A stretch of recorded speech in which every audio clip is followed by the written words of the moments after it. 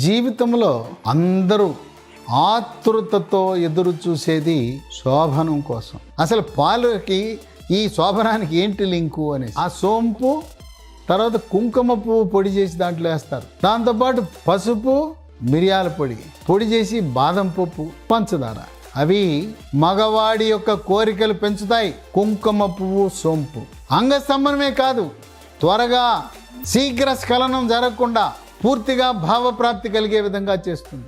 ఒక షోకి రెండొక షోకు మధ్యలో ఎనర్జీ కావాలి కదా, ఆ శక్తి అనేది ఈ పాలల్లో వేసే పంచదార, బాదం పప్పు నుంచి వస్తుంది. ఇలా ఎవరైతే first show, second show, third show 4-5 షోలు వేస్తారో వాళ్ళకి పురుషాంగము తరచుగా యోనిలో ప్రవేశపెట్టడం ద్వారా ఇన్ఫెక్షన్స్ వస్తాయి.